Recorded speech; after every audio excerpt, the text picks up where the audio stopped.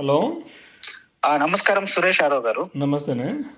నా పేరు శ్రావణ్ యాదవ్. నేను ఒక పొలిటికల్ అనలిస్ట్ ని. ఓకే. అయితే ఇప్పుడు కాంగ్రెస్ 99 సీట్లు కేంద్రంలో రావడానికి, అలాగే ఇక్కడ తెలంగాణలో కాంగ్రెస్ అధికారం రావడానికి ముఖ్యంగా నా స్ట్రాటజీస్, ఐడియాస్ వాడుకున్నారు సార్. ఓకే.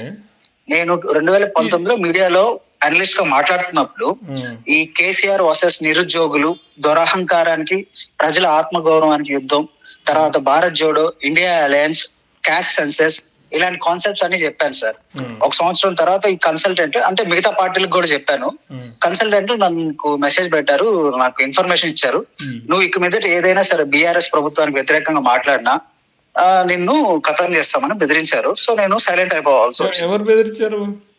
అంటే లోకల్ గా వైసీపీ మనుషుల ద్వారా బెదిరించారు సార్. కాకపోతే మెసేజ్ వచ్చి నాకు అర్థమైంది ఏంటంటే, తెలంగాణ సీఎంఓ, ఆంధ్ర సీఎంఓ అప్పటి జగన్మోహన్ రెడ్డి గారు ప్రభుత్వం నా మీద మానిటరింగ్ జరుగుతున్నట్టు వాళ్ళు చెప్పిన సమాచారం ప్రకారం నాకు అర్థమైపోయింది. సరే మనకి ఎందుకు రిస్క్ అని ఒక 3-4 సంవత్సరాలు గమ్ముకున్నాను.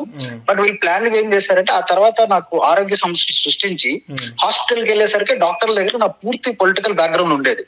హైదరాబాద్ లో కార్పొరేట్ హాస్పిటల్లో, Medicover, care hospital, image hospital అన్నిట్లో ఉండేది. నేను అంటే ఒక కార్పొరేట్ హాస్పిటల్లోనే మన పూర్తి హిస్టరీ ఉందంటే ఇది ముఖ్యమంత్రి కార్యాలయం నుంచి జరుగుతుందని నేను భయపడ్డాను. అలాగే నా ఫోన్ ట్యాపింగ్ కూడా జరిగింది. నేను ఎవరితో మాట్లాడితే ఇంకొకరు ఫోన్ చేసి యాజిటీస్ గా నేను మాట్లాడిన మాటలు చెప్పడం. సో ఇలాగంతా జరిగింది సార్. ఇప్పుడు నా పేరు కనుక శ్రావణ్ యాదవ్ కాకుండా శ్రావణ్ రెడ్డి అయి ఉంటే, నేను ఇచ్చిన సలహాలకి, కాంగ్రెస్ కి నా వల్ల జరిగిన ఉపయోగానికి ఈ పాటికి నేను డిజిటల్ మీడియా డైరెక్టర్ అయి ఉండేవాడిని. ఇప్పుడు మా ఆంధ్రాలో ఒక 2 కులాలు తప్పించి ఇంకో కులానికి వాయిసే లేదు సార్. ఏదైనా సరే నేను హైదరాబాద్ లో 12 సంవత్సరాలుగా ఉంటున్నా. నేను ఒక తెలంగాణ పౌరుడితో సమానం. నేను తెలంగాణ సమాజాన్ని రిక్వెస్ట్ చేస్తున్నా, ఒక బీసీ బిడ్డనైన నాకు నా ఆలోచనలను తీసుకొని ఇవాళ 3-4 సంవత్సరాల నుంచి ఆర్థికంగా దెబ్బతీసి, ఆరోగ్యంగా దెబ్బతీసి నన్ను తొక్కి పారేశారు.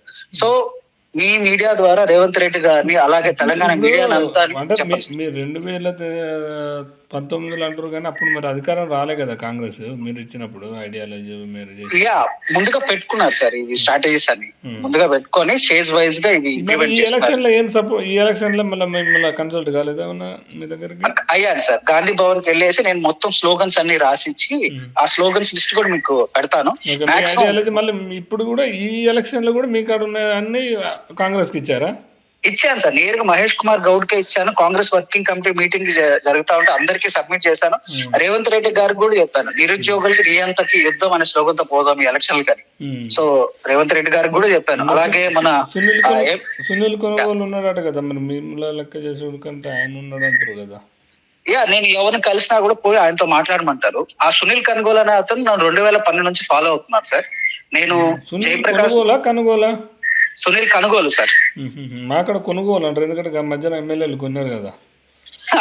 అదే సార్. సో బేసిక్లీ వీళ్ళు ఏమంటారంటే, మేము కార్పొరేట్ శక్తుల మీద యుద్ధం చేస్తున్నామని అంటున్నారు. బట్ ఒక పార్టీ నిర్వహణ అంతా ఒక కార్పొరేట్ సంస్థకి అప్లై ఇచ్చేసి, అవుట్ సోర్స్ ఇచ్చేసి, వీరు కూడా కార్పొరేట్లనే ప్రోత్సహిస్తున్నారు కదా. మరి ఒక సామాన్య కార్యకర్తలకు విలువ ఎక్కడ ఉంది? నేను ఢిల్లీకి వెళ్ళాను సార్. రాహుల్ గాంధీ గారి టీం కలిశాను, కేంద్ర కమిటీ అందరినీ కలిశాను, రేవంత్ రెడ్డి గారి పిఎల్ ని కలిశాను, అంజన్ కుమార్ యాదవ్ గారిని కలిశాను. ఎవరిని కలిసినా కూడా సార్, మహేష్ కుమార్ గారు గౌడ్ గారిని కలిశాను, సునీల్ కనుగోలుతో మాట్లాడమంటారు. అతను ఎటువంటి రెస్పాన్స్ ఇవ్వడు సార్. నేను ఒకటే సార్, తెలంగాణ అయినా ఆంధ్ర అయినా సరే ఒక బీసీ వ్యక్తిగా, తెలంగాణ ఏర్పడింది బీసీ యువత, ఎస్సీ యువత ఆత్మ బలిదానాల మీద ఏర్పడింది. సో నేనే ఈ అమరులకి ఐడి కార్డులు ఇవ్వాలి, కుటుంబాలకు ఐడి కార్డులు ఇవ్వాలి, ఈ కాన్సెప్ట్ అన్ని చెప్పింది కూడా నేనే. బట్ వీళ్ళు సామాజిక న్యాయం అనేసి దేశం మొత్తం తిరుగుతున్నాడు రాహుల్ గాంధీ గారు. భారత్ జోడో, ఇండియా అలయన్స్ చెప్పింది నేనే. నాకే న్యాయం చేయకపోతే ఇంకా మిగతా బీసీలకి ఏం న్యాయం చేస్తారు సార్? అది. సో ఇది నేను మీ మీడియా ద్వారా అంతా, నా కోసం మిగతా మీడియా వాళ్ళు కూడా దయచేసి నాకు న్యాయం కోసం. ఇప్పుడు నాకు జీతం 1,40,000 వచ్చేది సార్ జాబ్ లో ఉండేటప్పుడు. ఈ ఇబ్బందుల వల్ల, పొలిటికల్ ప్రెజర్స్ వల్ల నాకు నేరుగా కార్పొరేట్ కంపెనీ 10,000 మంది ఉద్యోగస్తులు ఉన్న కంపెనీలో మెయిన్ హెడ్ పిలిచి చెప్పాడు, నీ వల్ల మాకు పైనుంచి ఇబ్బందులు వస్తున్నాయి, దయచేసి నువ్వు రిజైన్ చేసి వెళ్ళిపోవమ్మా అని చెప్పారు. నేను అప్పుడు యుఎస్ ట్యాక్స్ కన్సల్టెంట్ గా చేస్తాను గచ్చిబౌలిలో. ఆ కంపెనీలు ఏం చేస్తారంటే, వీళ్ళు లంగా పంచాయతీలనే ఉంటాయి కదా సార్, ఫైనాన్షియల్ ఫ్రాడ్స్ అంతా, విదేశాలకి నిధుల్ని మళ్ళించడాలి, అట్లాంటివన్నీ ఇన్వాల్వ్ ఉంటాయి కార్పొరేట్ కంపెనీస్. ఇంకా సో ఇలాంటి వల్ల ఏంటంటే వాళ్ళంతా 1,000 కోట్లు డీల్ చేస్తారు కదా, మనకంటే వాళ్ళే ఇంపార్టెంట్ కదా. సో ఇదమ్మా అర్థం చేసుకో. ఇంకా ఫస్ట్ ఇబ్బంది పెట్టారు, సొల్యూషన్ కి ప్రయత్నం చేసరికి ఇది ఉన్న మాట చెప్పారు అన్నమాట. సో ఇలా జరిగింది సార్.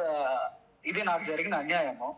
సో మరి సామాజిక న్యాయం అని చెప్పి నాకే న్యాయం చేయకపోతే ఇంకా సామాన్య ప్రజలకు ఇంకేం చేస్తారు సార్? ఒకప్పుడు కాంగ్రెస్ పరిస్థితి ఏంది? 40 సీట్లు ఉంది, 99 సీట్లకి వచ్చింది. రాహుల్ గాంధీ గారి ఇమేజ్ చూడండి, సామాజిక న్యాయం, క్యాస్ట్ ఎత్తుకున్న తర్వాత దేశవ్యాప్తంగా ఆయన ఇమేజ్ మారిపోయింది కదా. మరి అంత హెల్ప్ చేసిన వ్యక్తికి కూడా న్యాయం చేయకపోతే ఎలా సార్?